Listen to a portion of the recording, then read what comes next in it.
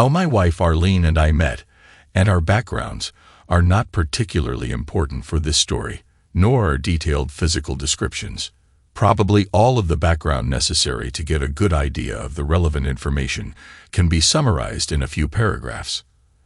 At the most relevant time of this story, I, Austin Weston, and my wife Arlene were both 33.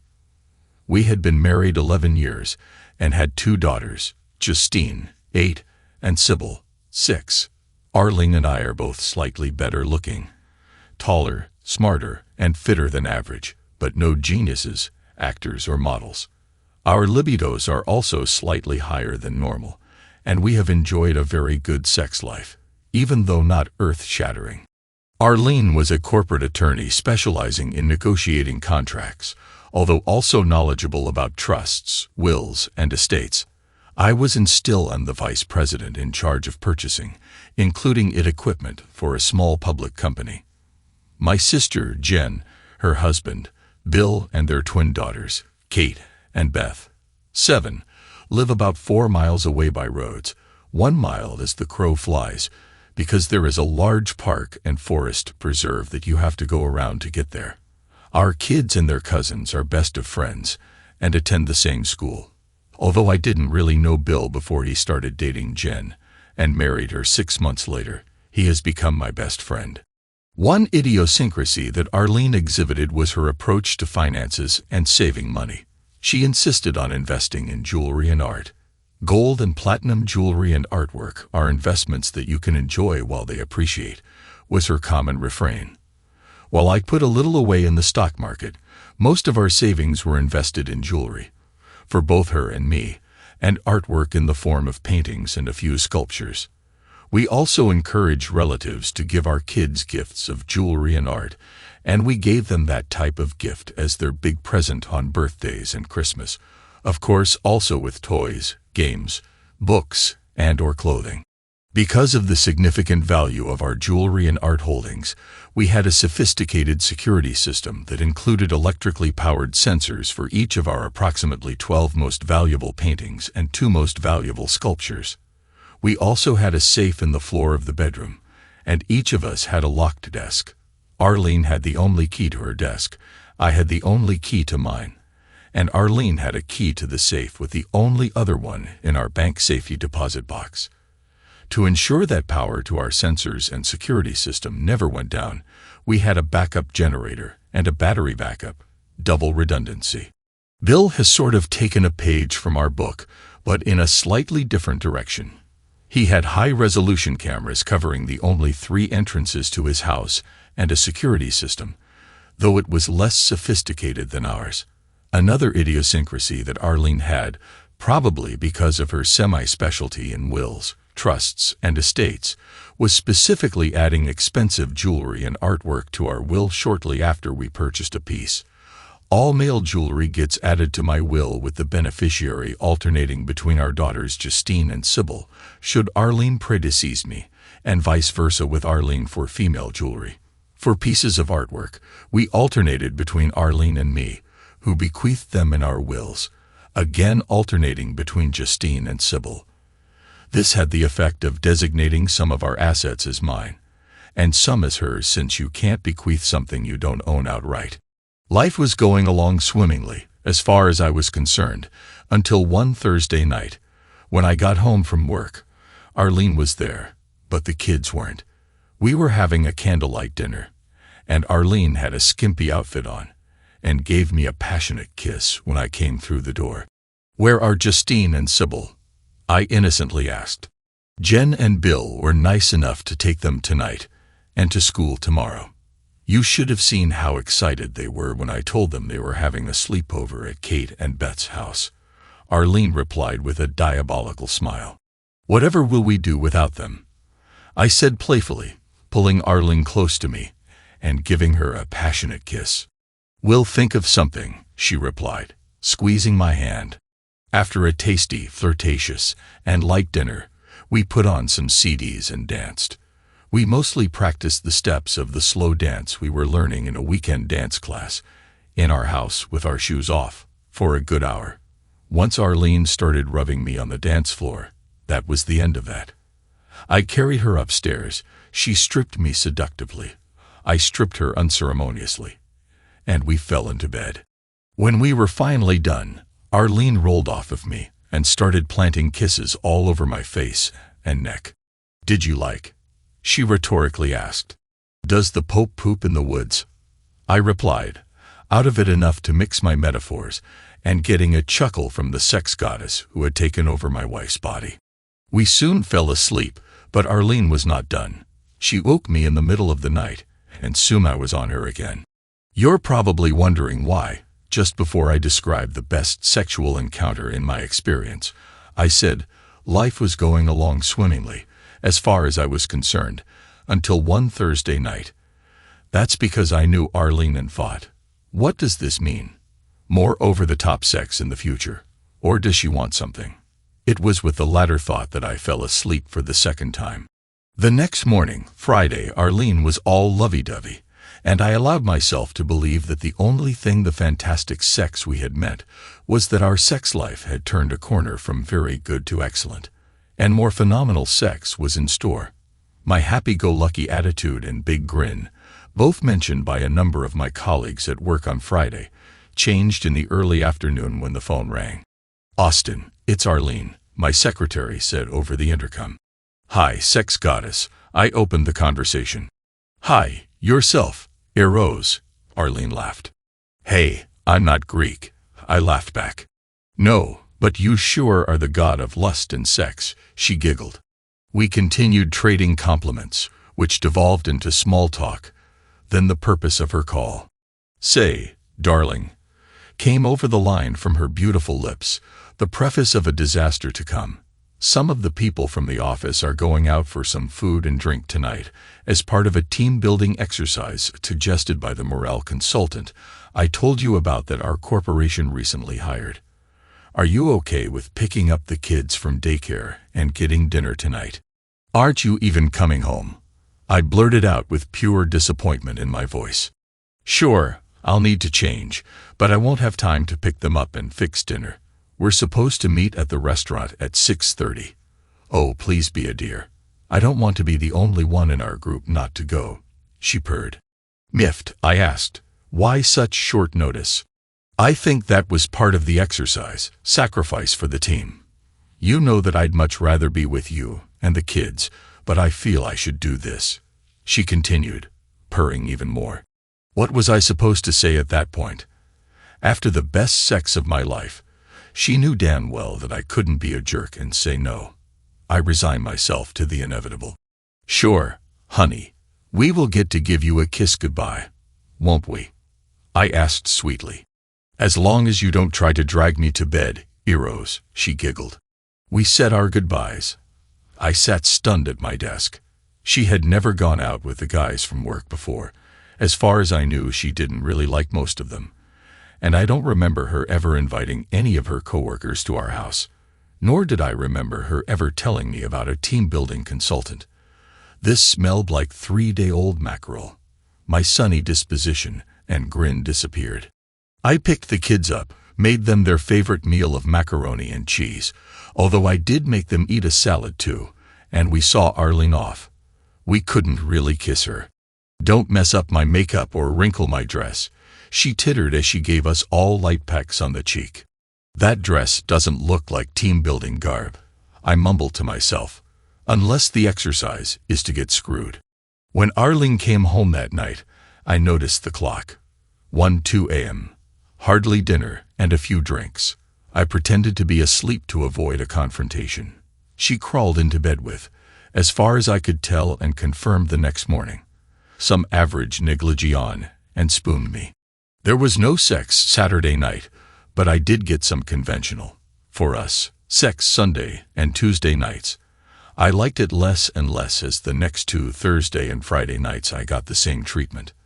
Well, it wasn't that I didn't like the fantastic sex Thursday night when it seemed that her aim was to screw me senseless in positions or manners.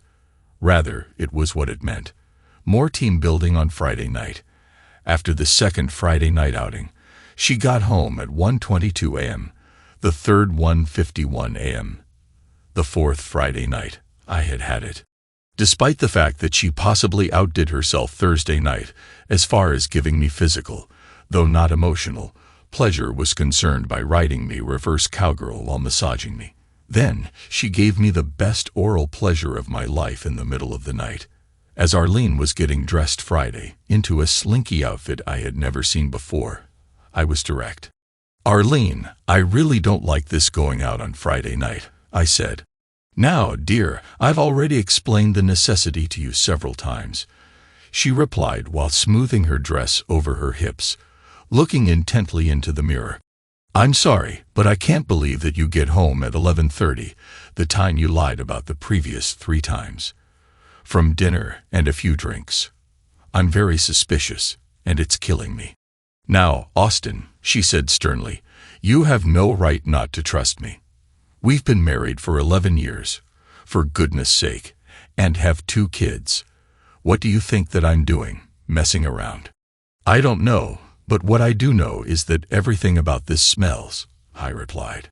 The conversation got more tense as it went on. Finally, after she gave the kids an obligatory kiss on the cheek, I said as she walked out the door, "I'm asking you, no, I'm begging you, for the sake of our marriage, not to go." "Austin," she said exasperated, "I can't cancel now. I'd be the laughingstock of the company. We'll talk tomorrow, and I'll allay all your fears, or even tonight if you wait up." "So you think I'll just put up with this?" I asked in a surly voice. "Darling, you know if we break up that I'll get the kids, the house, and child support. You don't want to destroy your life over ungrounded suspicions, do you?" she asked with a belligerent look on her face.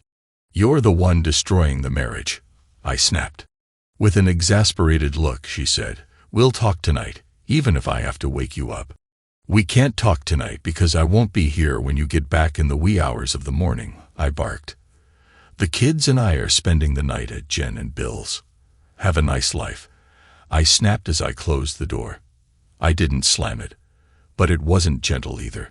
Through the one-way mirror in our front door, I could see Arlene, with a perplexed look on her face, start to reach for the doorknob, but then she shrugged her shoulders and walked out to her car parked in the driveway.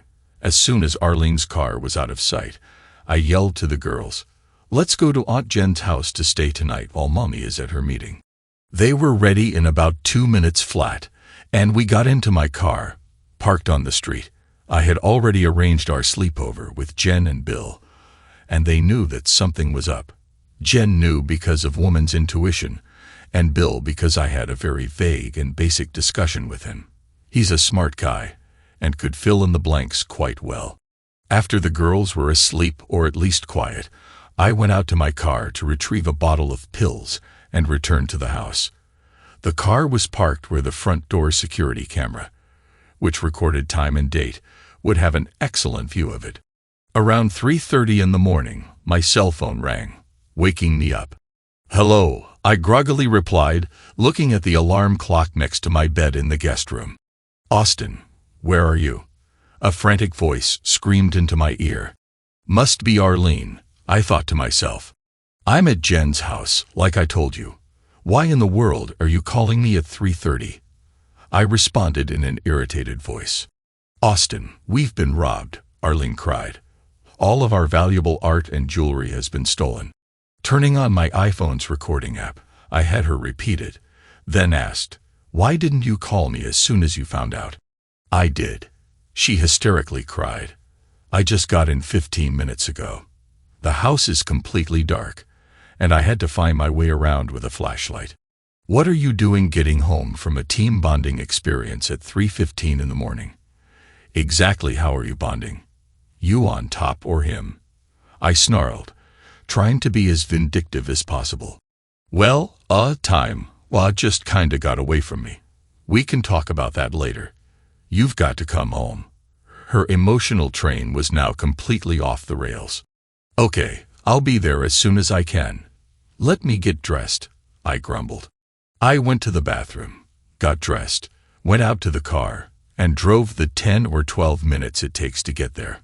Arlene's makeup was smeared all over her face, having been dissolved by copious amounts of tears when she met me at the front door, flashlight in hand. She started to approach me with her arms open and say something, but I held her off with my outstretched arm and harshly cut her off. "Did you check the circuit breaker, team builder?" "No, I don't know where that is," she cried. "Get out of my way," I shouted, quickly moving past her while shining a flashlight of my own. As I passed her, I asked, "Did you call 911? "No," she sheepishly responded. "Well, what in the world are you waiting for?" I snapped. I saw her getting her cell phone out of her purse as I blasted past her. I went to the basement and found the main circuit breaker in the off position. I also found the backup generator switch off and the battery backup disconnected. The phone line, to which the security system was connected to the outside world, was unplugged. I turned the switches on and reconnected the battery and phone line. Everything was working perfectly because alarms indicating the theft of multiple pieces of art were ringing. I turned the security system off by punching in the code of the console by the front door. I answered the phone call from the security company, gave the password, and told them that it was a false alarm. I started reviewing everything on the first and second floors as Arlene dissolved into a puddle of tears on the couch in the living room. "Greet the cops at the door when they get here, and get your head out of your bum," I yelled at her with a real edge to my voice. Sure enough, not only was all of Arlene's and my jewelry and art taken, except for one really heavy granite sculpture, but so were the kids' valuable possessions. Even the secure safe in the floor of the master bedroom was open and empty.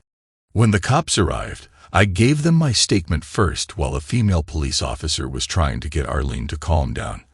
I told one male officer about my wife's call to me, what she told me over the phone, and what was missing. I produced a list from my study of all our valuables. Meanwhile, 2 other male cops were sweeping the house in case someone was still there. I hadn't even thought of that. Finally, Arlene calmed down enough to give her statement to the female cop. While she was doing that, I pulled the cop I had been talking with aside and whispered, "I really think you should check out my wife for this theft. She's the only one with the key to the safe that was open, except one in our safety deposit box, which I'm sure you can confirm is still there. And she and I have been having marital problems. I wouldn't be surprised if you found something incriminating on her computer or in her locked desk." The cop looked at me funny, but wrote it down.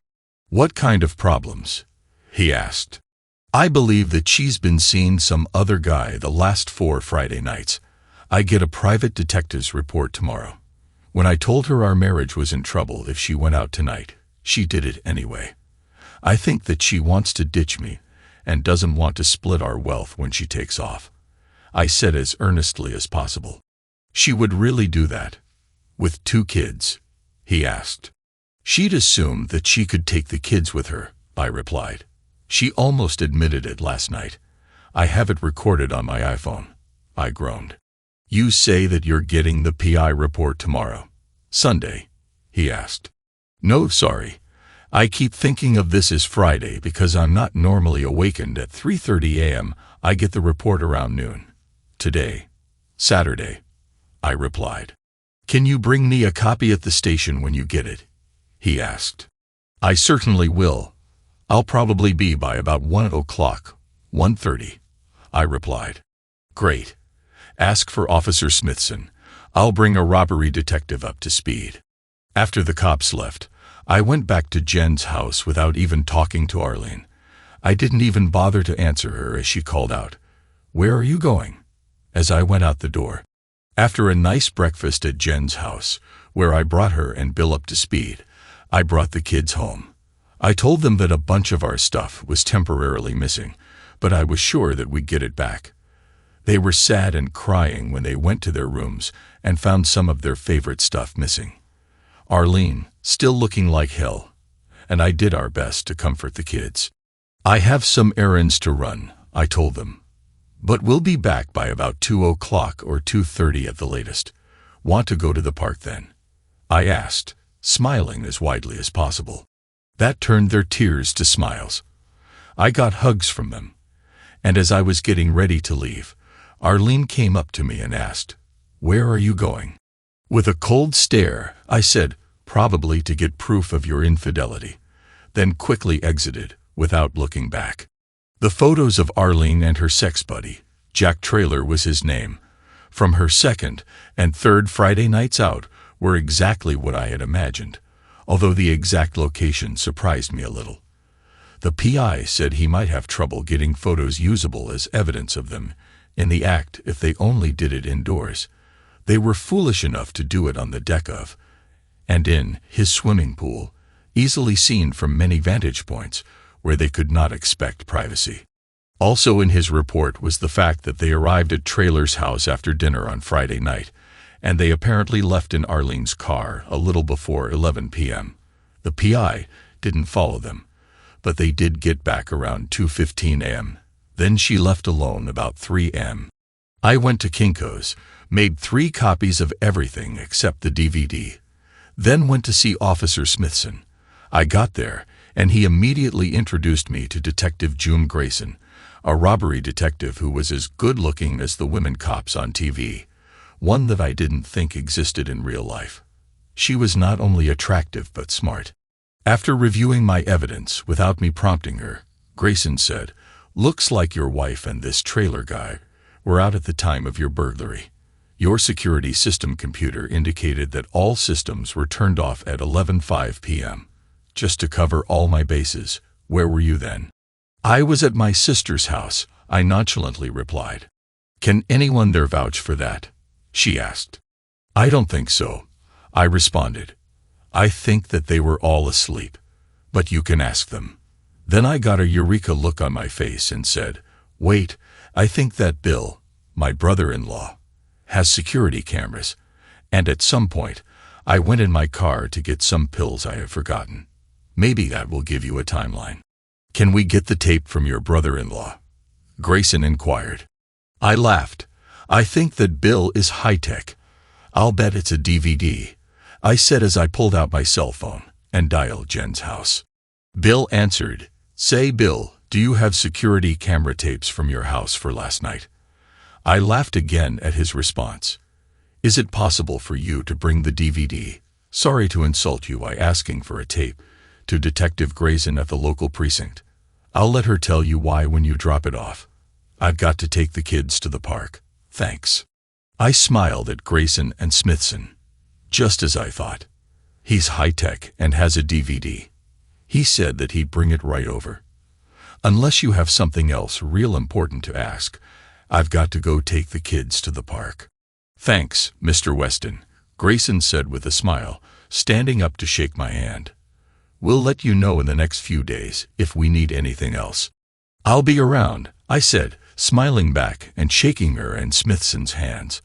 "I know you know what you're doing, but as I told Officer Smithson last night, you need access to Arlene's computer and desk drawers. I'd love it if you got a warrant for those, and my computer and desk too, to cover your bases." Grayson just grinned. I dropped the original of my evidence, including the only copy of the DVD of Arlene and Traylor, at my lawyer's office. He always works on Saturday. I just told him to put it in his safe for now. I brought the other 2 copies home and put one in my desk and left the other one without the report of Friday night on the coffee table in the living room. I took the kids to the park, and Arlene insisted on going with us.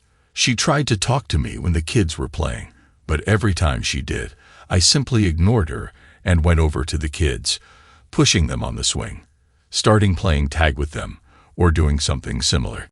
I made dinner that night and asked the kids to help so that I didn't have to be alone with Arlene.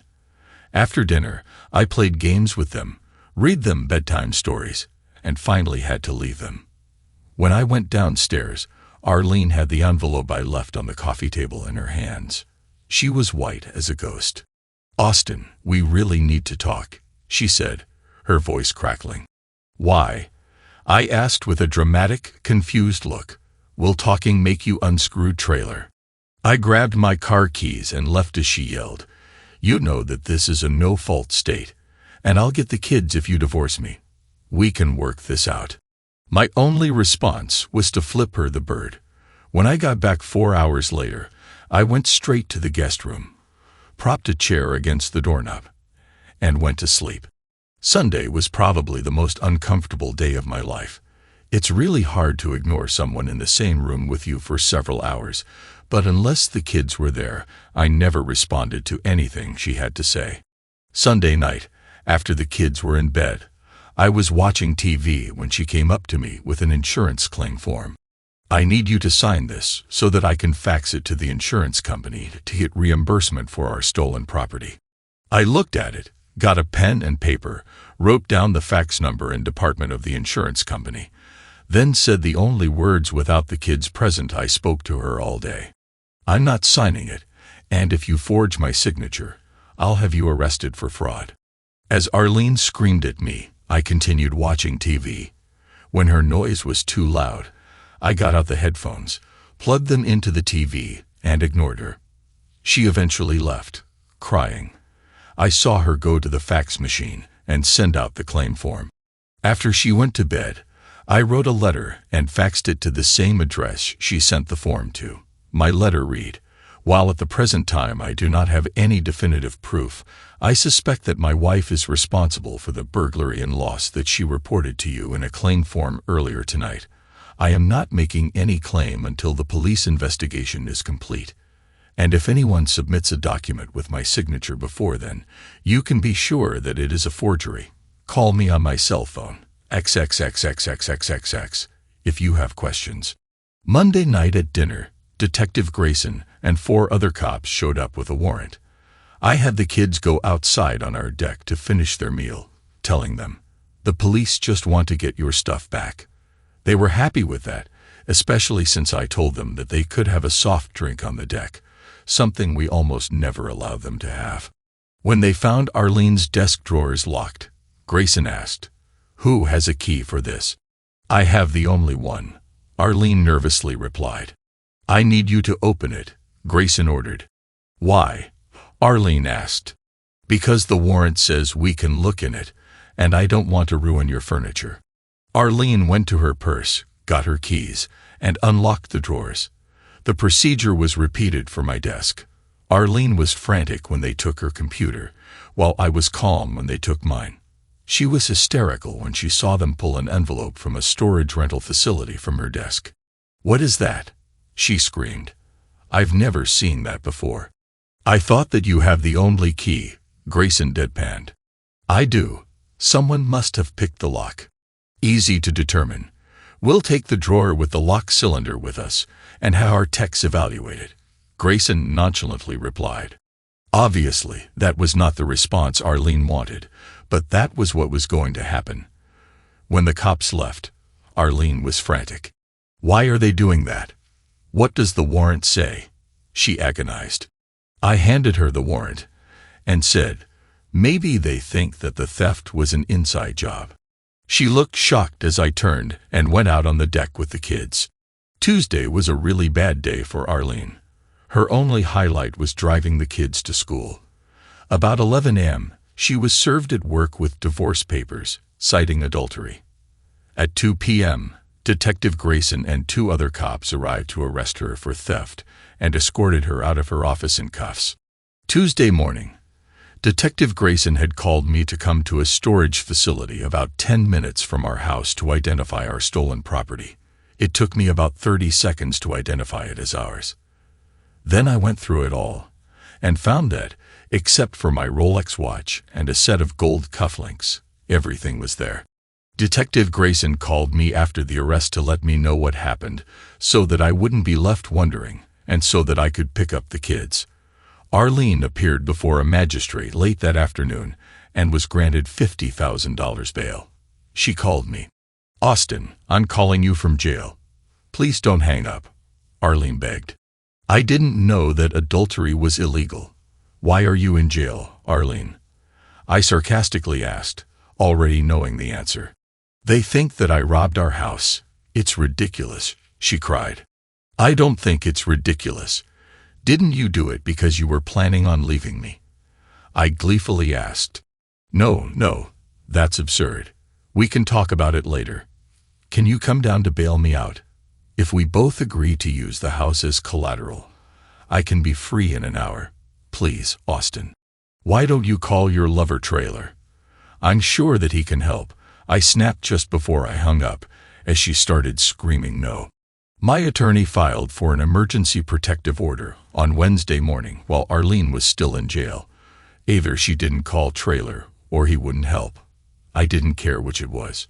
My attorney asked the court for the order of protection, saying that Arlene was charged with stealing my property and that of the children, so she shouldn't be allowed in the house. The judge wouldn't hear the case until Arlene got out on bail. Apparently, she got her parents to post it, and on Thursday was freed, with instructions to go straight to the family law court for a hearing on the order of protection. Arlene's attorney argued that she should have the presumption of innocence on the theft charges and had never physically harmed any family member or even threatened it. My attorney argued that the two most expensive items of my jewelry were missing, and she could be presumed to steal other things. The judge's ruling sort of split the difference. We do have to recognize the presumption of innocence.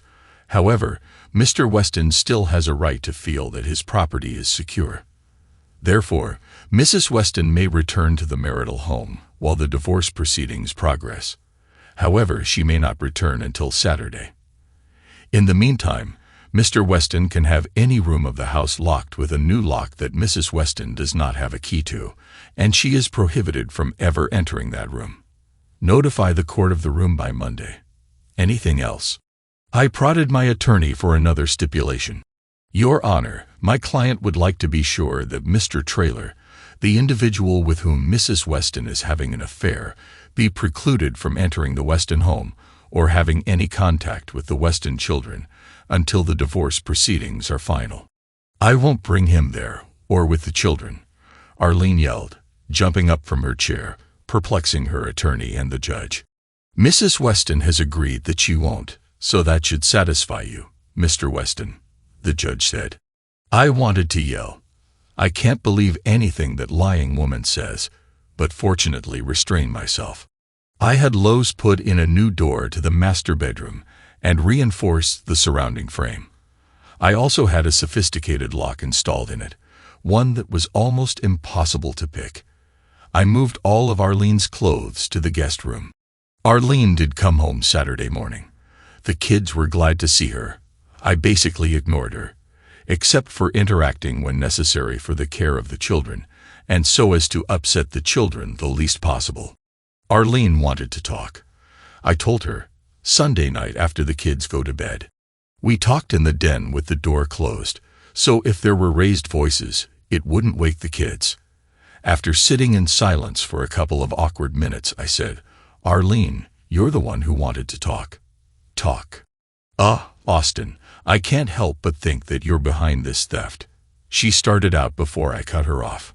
Whoa, the first words I wanted out of your mouth were, I'm so sorry for cheating on you, Austin, and for hurting you so badly and destroying our marriage.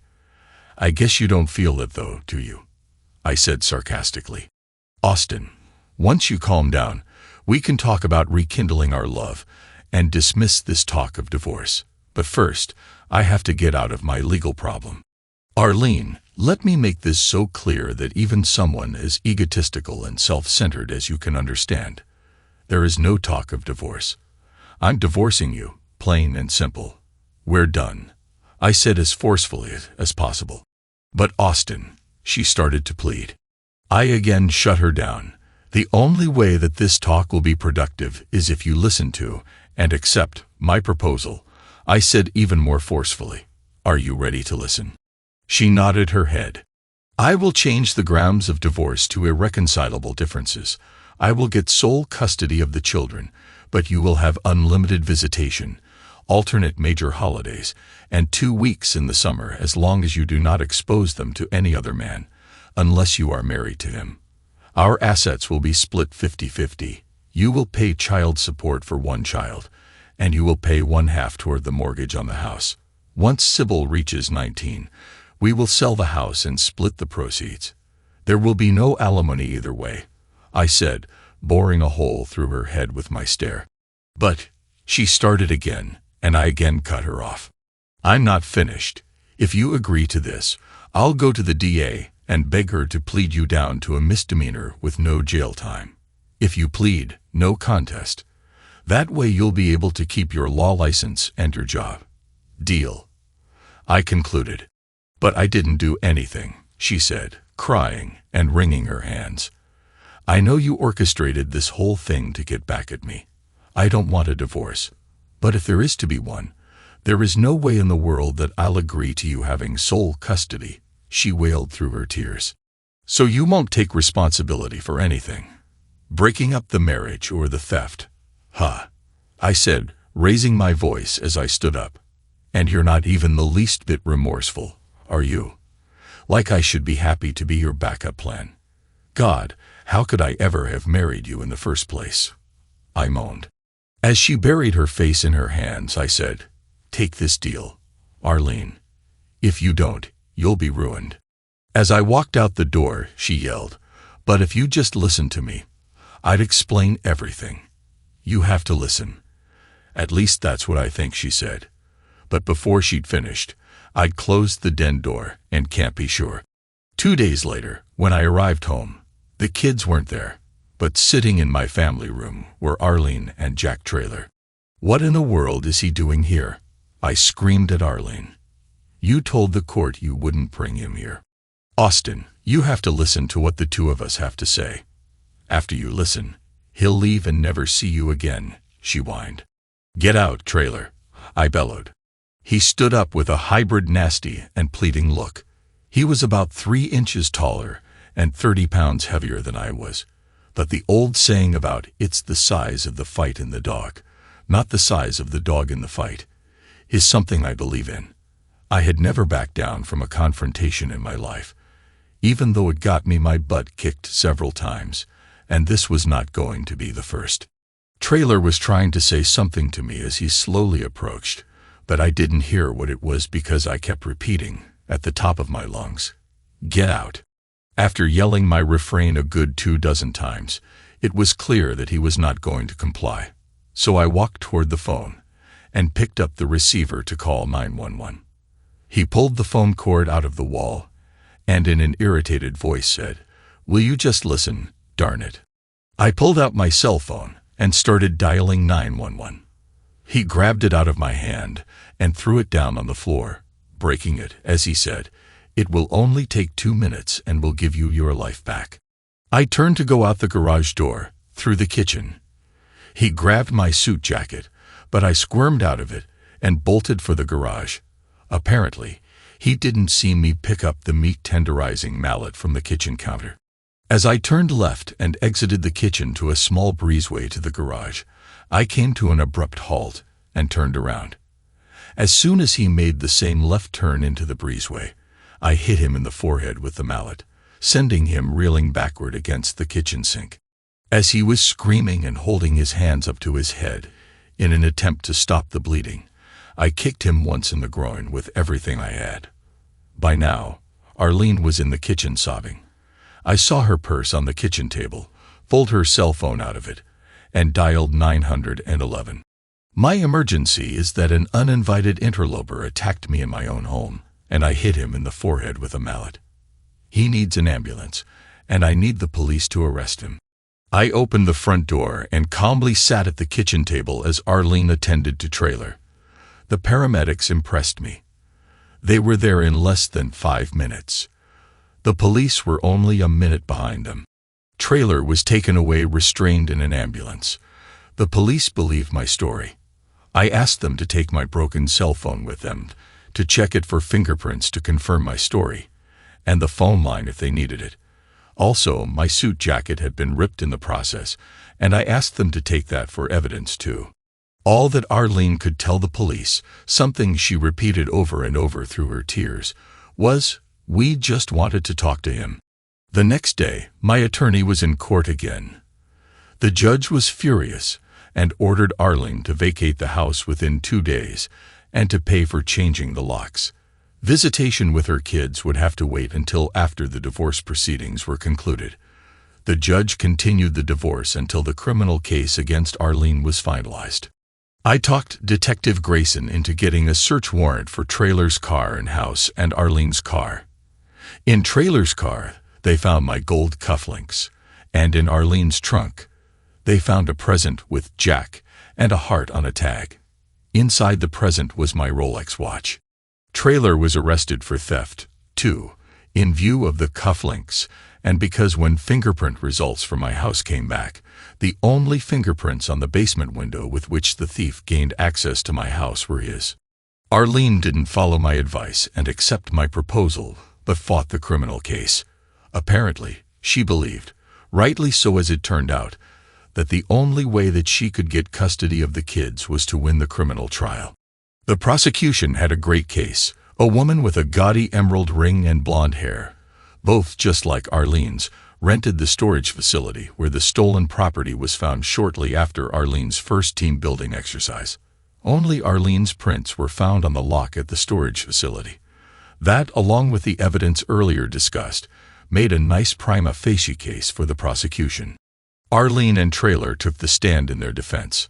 Arlene admitted to 4 sexual encounters with Trailer, but maintained that she never left his house until 3 a.m. the last Friday, so the PI's testimony was fabricated. She maintained that I must have stolen the stuff and set her up. She couldn't explain how I could do that since she admitted that she didn't think that I had a key to the safe or her desk drawer, and her keys were always in her possession.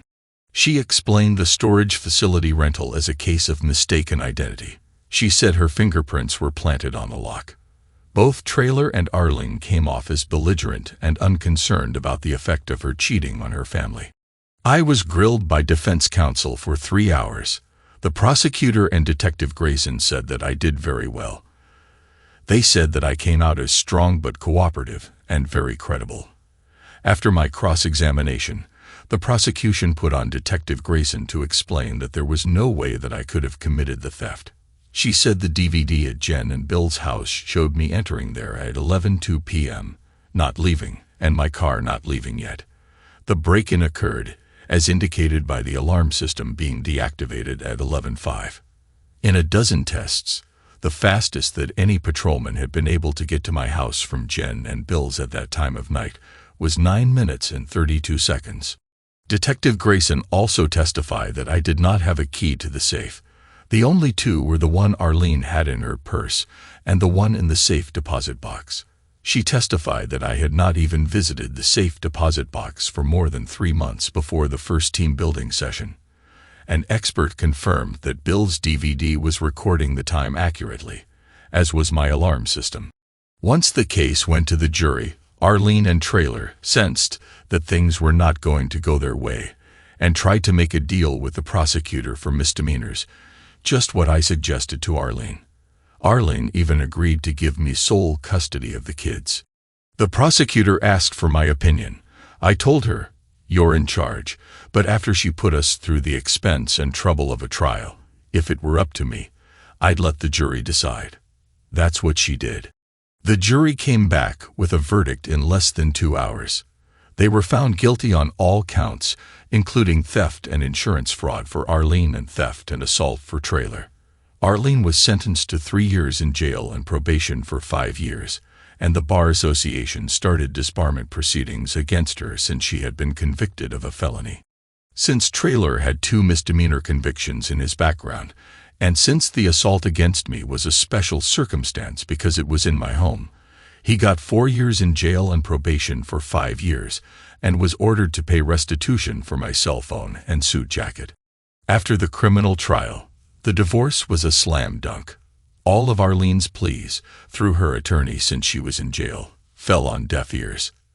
The marriage was dissolved based on adultery. I got full custody of the kids, paid up child support for 3 years and more when Arlene got out of prison, and the house. The rest of our assets, before Arlene's criminal defense costs, were split 50-50. She was ordered to pay my attorney's fees. As my brother-in-law and best friend, Bill, and I walked out of the courtroom, he had a big smile on his face. "What's with the grin?" I asked. "How did you do it, Austin? You can tell me now," he expectantly replied. "Do what?" I laughed. "What I wouldn't tell Bill, but will tell you, is that of course I set up the entire theft thing. I was very suspicious of the team building lie the first time I heard it. I confirmed that it was a lie by having a coworker call HR at Arlene's office. If HR never heard of it, I concluded that it was bogus. The first Friday night of the team building, I had already hired a local high school senior as a babysitter. She came over as soon as Arlene left. I paid her $50 for sitting, and $100 to never tell anyone that she did sit that night.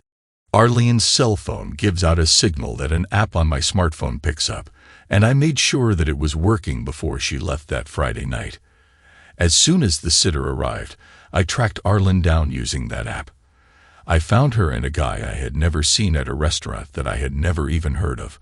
I went in with a disguise on, cornered a busboy, and gave him $100 to bring me a glass that Arlene's date had handled and drank from. I waited until Arlene and her date exited the restaurant. I saw them kiss before she got in his car. Still in the disguise, I walked in back of the car and photographed the license plate with my cell phone. By Monday afternoon, I knew that Arlene's date was Jack Traylor and where he lived. I hired a private eye to follow Arlene the second and third Fridays, and it is then that he got the photos of them together by his pool. I told the PI that I did not want his report so I could claim that I had no actual proof until then, until the day after her fourth Friday team building session. I had a plan in place, including how to get custody of the kids if we divorced, by Sunday night.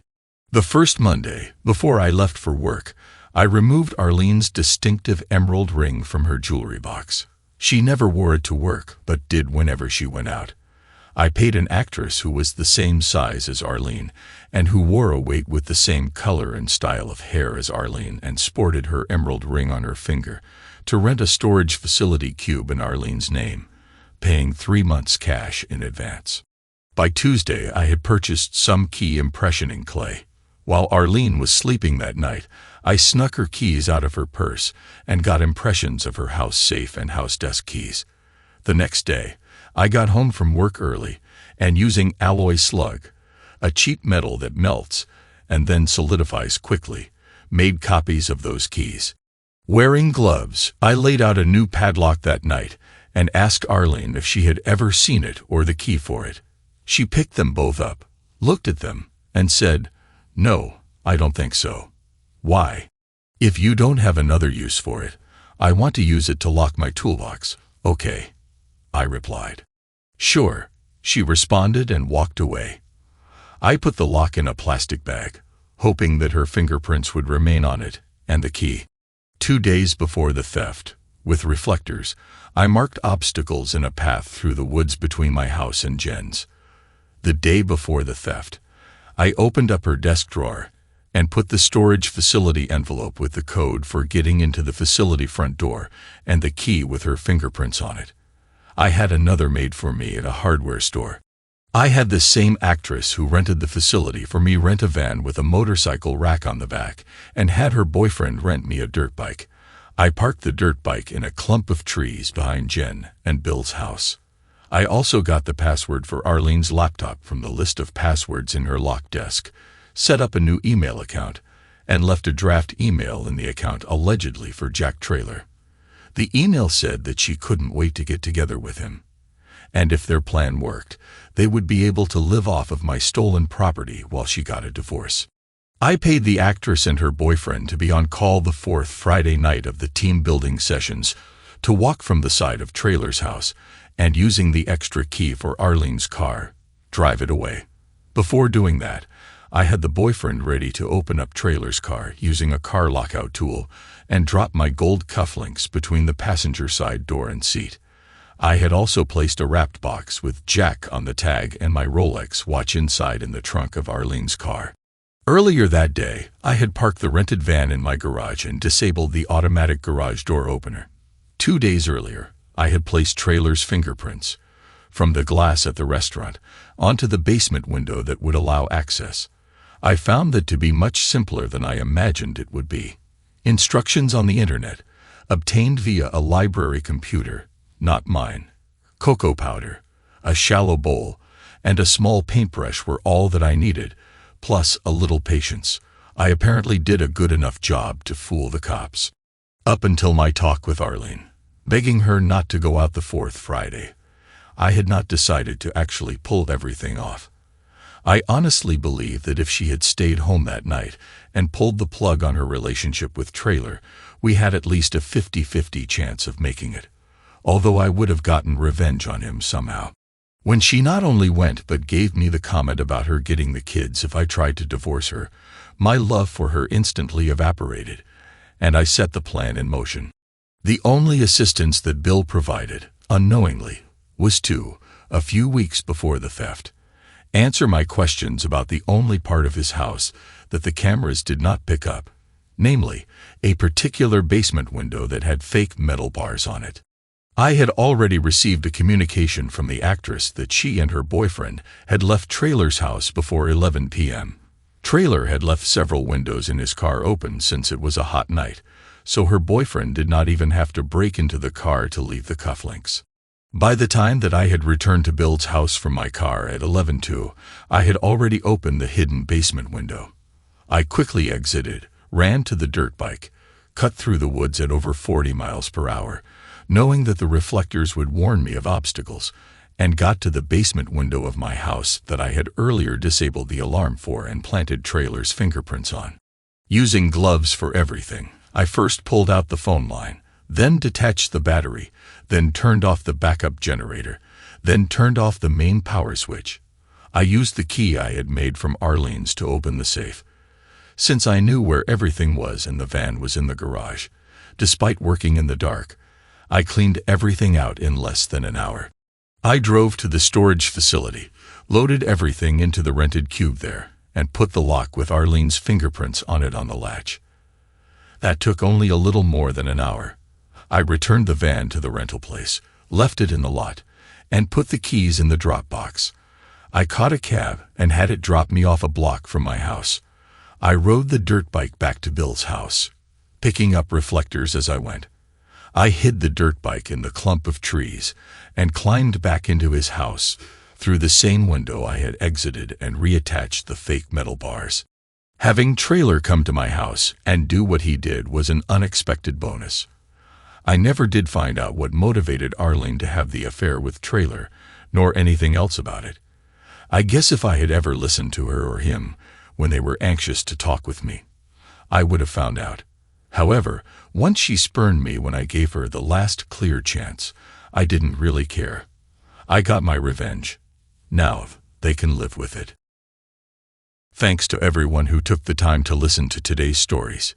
If you enjoyed it, please consider liking and subscribing if you haven't already.